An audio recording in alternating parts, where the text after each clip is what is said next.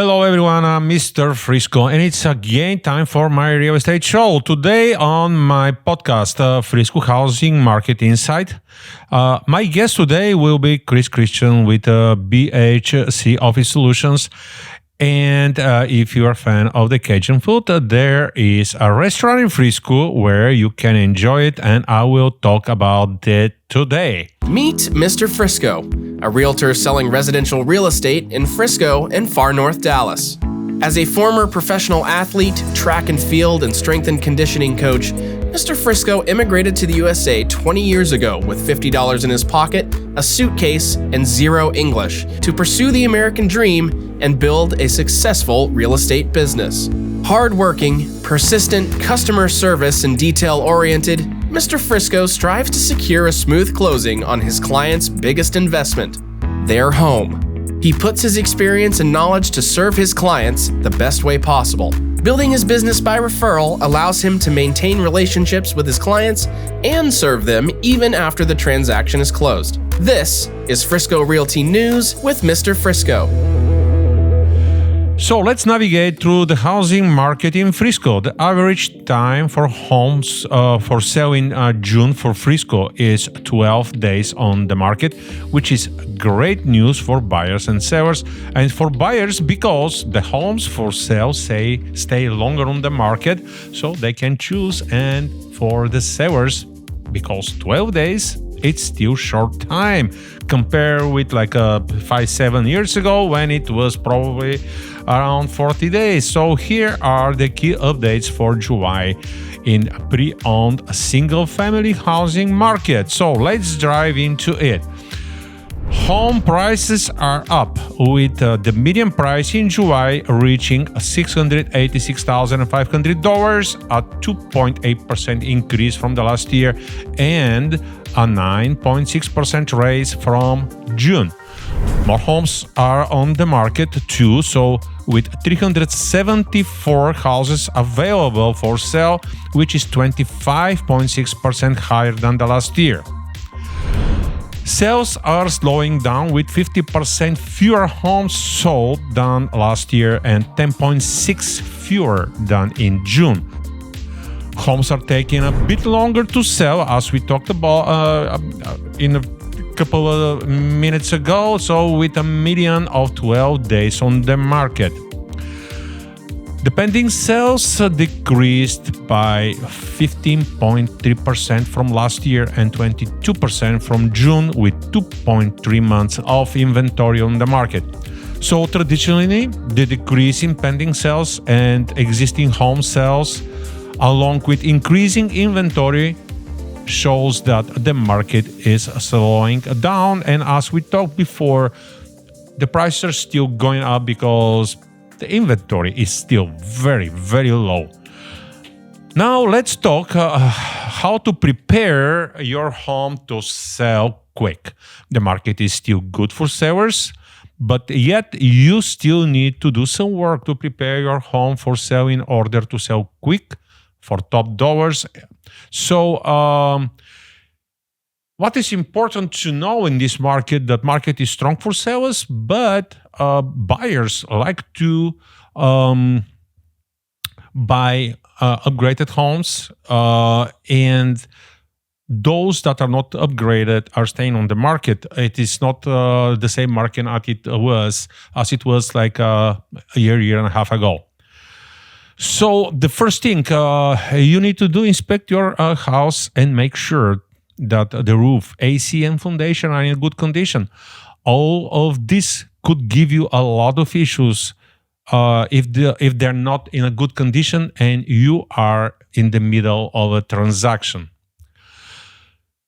The first impression is very important. Believe it or not, buyers make their mind in 15 seconds. So brighten your exterior with some gardening magic, maybe a fresh coat of paint or a new welcome mat. Now we're going to move indoors. So think about staging your home. A splash of color here and new caution there, and suddenly your home speaks welcome in every corner. Advice with your realtor and contractor: what it needs to be updated. This digital era requires dazzling photos. Get a professional photographer. Showcase your home's best angles. And remember, your online listing is often that first meet and greet with potential buyers. Make it stand up. Hire a seasoned real estate agent who will guide you to set the perfect price, not too high to scare off the buyers and not too low to undersell. And be ready for some friendly negotiations. The aim? Well, win-win deal for everyone. So now it's time for my guest, Chris Christian with BHC Office Solutions. Hey, Chris, how are you? Good. Friday afternoon, love it. Yeah. Hey, happy Friday. Amen. Thank you. It's coming. The Friday. The weekend is coming. We deserve it. We do. We deserve it. Good to have you on my podcast. I know. I mean, we can get right past this drinking water out of it. You think it's water? Okay. Oh, yeah, mine's water. Yeah, they said it's water. Yeah. Hey, the wife might be watching. It's water. It's water. Yeah. Okay. So we have known each other probably for a couple of years, and you with BHC Solutions. So what kind of solutions do you offer? Office Solutions. I'm sorry, BHC Office Solutions. So what kind of solutions do you offer for the? Well, in the office world, it's pretty much everything.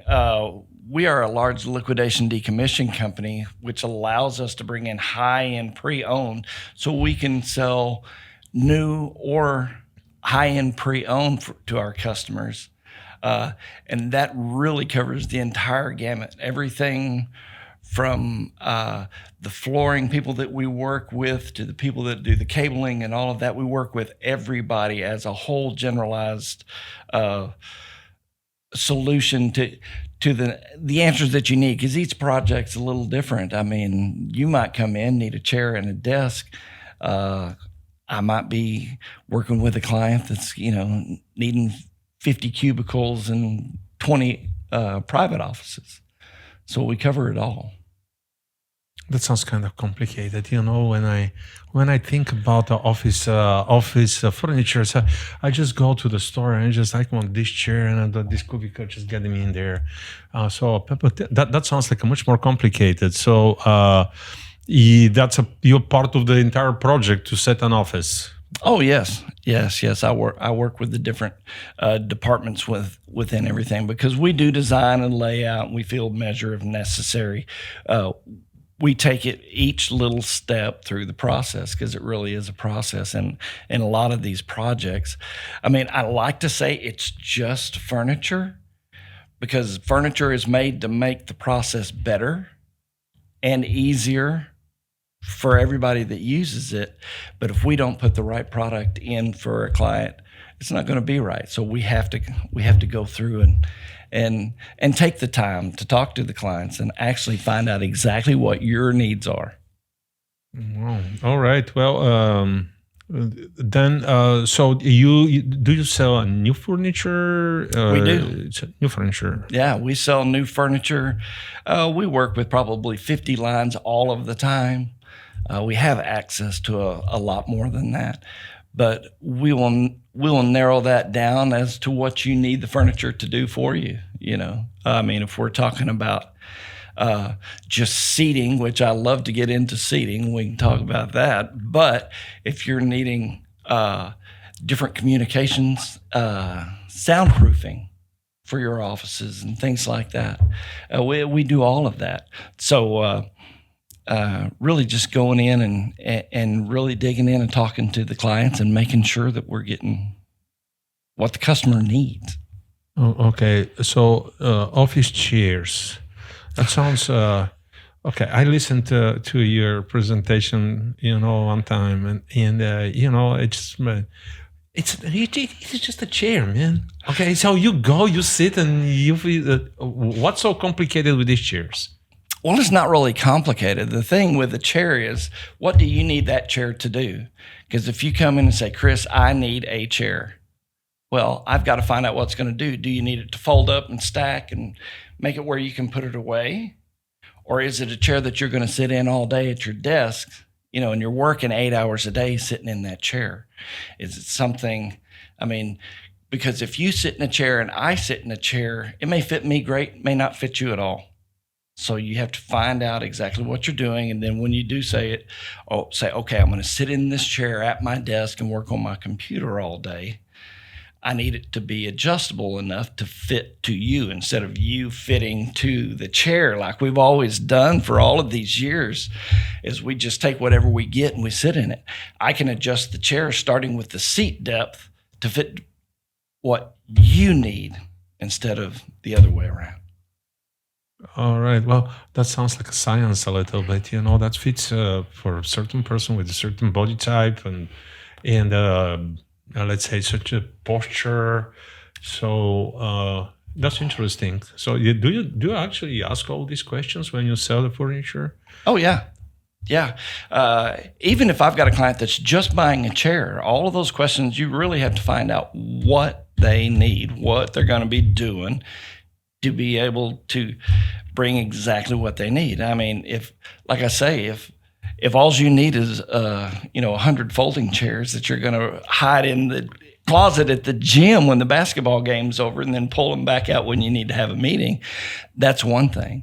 If you need lobby seating or something like that, that's a completely different animal. So we just really need to know what you're wanting each part of the project to do. So yeah, we spend a lot of time just talking to our clients and listening to what they need. So what's your focus? Do you work more with small businesses and small companies, or you work more corporations, or you don't have specific target? We work with all different sizes of companies, but our main focus, the main part of our business, is mid-sized businesses. From 10 to 50 is probably the biggest part of our business. Right now with the economy, there are people putting in their businesses, they're refreshing, bringing people back to work. It's really exciting right now because, like I say, people are coming in and going out, but they're all changing, looking for something new, something fresh. So a lot of people have been working from home, and now the economy is not that great. How does it affect your business? You guys doing well. I know that you're doing well, but it takes probably more work to get it done. It does on the sales side. Luckily for us, we're on both sides. With liquidation and decommission, as people decommission a site, say you've got a location over in Round Rock that you need to shut down because you haven't had anybody there since COVID knocked it out. Well, we'll go over there and we'll do something like that. So it's good for us on that side of the business as the economy ebbs and flows. But I'm telling you, people are opening businesses every day or refreshing. Just yesterday, I wrote business for a 43 cubicle situation, 3 different types of cubicles for one company. And I talked to an individual insurance agent and sold him 4 little desks and 4 little chairs. So, every day we're dealing with different size companies and trying to tailor it to where it fits exactly what they're doing. That's good to know. So you would even deal with even the individual. Oh, we do. If I need a chair, I can come to see Chris. Oh, yeah. Call up BHC and say, hey, where's Chris, the chairman, at? I'm going to give you my weights, my size, and everything. So you're going to get the best chair from me. Oh, yeah. Yeah, we can do that. Okay. Liquidation. What's that? A lot of people, I don't believe that people imagine that your business as office furniture has different sides, and liquidation is one part. And before I met you, by the way, I didn't have any idea that exists. So what is liquidation and how that helps the businesses? Okay. Well, liquidation, like I say, if you've got a location that has been down and nobody using it for a couple of years, instead of continuing to pay for that or store it or whatever, we will come in and liquidate it and pull it out of there and pay you what the value is of what we're doing, less the cost of us going to get it out. We do this all over the country. We do different liquidations and installations, but that liquidation side of it is on that. That's a bigger process. I mean, that's larger projects to do a liquidation. We also do decommission. That's when people are just getting rid of, they've got that 1970s ugly cherry stuff that they've got to get rid of, and we will decommission that and keep it out of the landfills. We do a good job of being green, even though we don't preach it enough. So it's like I do. I am moving out of my house and I have a lot of stuff that I don't need, and I'm wondering where to throw it, because it's difficult even to get rid of it. So you are coming there and you help these people to get rid of their stuff and their on the office side furniture. Yeah, on the office furnishings, and a lot of times on a liquidation, it's everything from the art on the walls and the rugs in the halls. To then the office furniture, the chairs and the desks and the panels and all of that stuff. There's a lot of stuff that you don't think about. We've even had liquidations where we had to liquidate medical clinics, a corporate medical clinic. We've done that several times. One of the funny ones was they had a corporate gym. So we had to pull out all of the exercise equipment in that whole huge corporate gym. The stuff you see down at Gold's, that type of equipment, we had to do that. That was part of our job. So you do the gym equipment too? We did it, and we brought it in, and we turned that right back around to a used gym equipment dealer. Oh God! All right. Yeah. Wow, that's. Okay. I mean, we work with. It's a lot of moving pieces to do these. That's interesting, jobs. Yeah, because people don't realize sometimes that would be a headache when they have to just move out from office or office building or.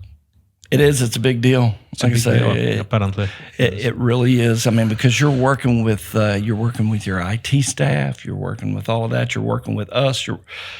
So you got a lot of moving parts there. If I was going to give the one biggest piece of advice to anybody doing anything on office furniture, is plan ahead. Give yourself plenty of time. Don't put yourself in that rush, in that time crunch where, oh my Lord, I've forgotten I've got a week to get everything out of that office. Don't do that to yourself, because it's just tougher and more expensive to do it that way. It's stressful. Then you're going to need a lot of tequila. Right, exactly. But just take that stress off of you, because you're stressing enough if you're moving. Yeah, absolutely. You don't need any more stress. Well, yeah, also it helps a lot apparently to businesses needs to know that, because apparently some of them, they realize a couple of weeks, as you said, before they move that, oh man, what I'm going to do with that furniture. And, that's a headache. So you are from Amarillo? Originally from Amarillo, yes. All right. And how long have you been in this business? I started in this business in the late 70s, 78, November of 78. Oh, bad. So a minute. Oh. I took 10 years out and did a couple like other things. Yeah, it is just like that. Funny you say, but November of 78, I started as an installer for a Steelcase dealership in Amarillo. And why did you decide to get in this business? Well, I actually just did it starting in that job, and I just got hooked on it. I really did. I'm a furniture nerd from way back, I like to tell people I'm the guy that turns that chair over to see who makes it if I don't recognize who makes it. If it's cool, I want to know who makes it. I might want to sell that to somebody. That's cool. Yeah, that's cool. So before you moved to Dallas ADW area, what you had done there in the office furniture business? Did you work for somebody or you had your own business? Well, kind of all the above. Started as an installer, worked up, and 3 or 4 years, I was the installation manager, went into sales, became a sales manager. I'd worked for everybody in that market, up in that part of the world, West Texas, Amarillo, Lubbock, all of that up there. I had like I say, I'd worked for everybody and kind of done everything until I was like most salespeople. I decided I was smarter than everybody else and opened my own place. Cool. Yeah, I did that for 5 years and then sold to one of the bigger companies out there and became a sales manager for them for 12 locations in 4 states over 7 years. Nice. And then decided that I needed to be in the Dallas market. So you started from the lowest level in the hierarchy. So you started from the installer and you build it up. Yep. Just over time doing different things. Yeah. That's great. That was good to have you here. Oh, we enjoyed here. I mean, there's 7 million more customers here than there are in the Emerald Lubbock area. DFW is growing like crazy. It is. It's crazy. It's good for my business too. So I'm happy. Yeah, both of us. Yeah, as people come in, I'm telling you. Absolutely. So, if somebody would like to reach out to you, and needs your service, how can they do that? Well, you can just reach out. You can go to the website, bhcos.com. BHC Office Solutions. We're open Monday through Friday. You can call us, phone, text. My information is out there on LinkedIn and everything. There's every way to get a hold of me. And again, my email is Chris, CHRIS, at bhcos.com. Wow. Okay. By the way, have you sold to some, let's say, the White House or the governor office, some chair? They must be very special chairs. Our elected officials, they like to sit on a good, comfortable. Have you? Yes, we have. I have. Really? Yes, through the years, different government entities.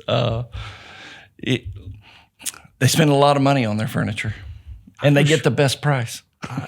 Really? Yes. Is it because they're good negotiators? Or? Well, the federal government does all that negotiating. I know. They know how to do it. They do it for them, ahead of time. But yeah, they spend a lot of money on their furniture. Wow. They really go high end. Wow. Okay. Because I have seen the presidential chair in the George Bush Library, but I actually sat in there, but it's just for a few seconds. But I didn't feel any difference. Who knows? If you sit all day there, probably you're going to feel it. Right. Yeah. All right. Well, that's great. All right, Chris. So now everybody knows how to reach out to you. Thanks for attending my podcast. And I will see you soon around because we're both networkers, so we see each other pretty often. Oh, yeah. Well, I appreciate you for having me on. I don't get to say this enough, but I am Chris Christian, the chairman. Chris, the chairman. All right. So, ladies and gentlemen, Chris Christian, the chairman. If you need office furniture, just reach out there. Thanks, Chris. Thank you, Victor.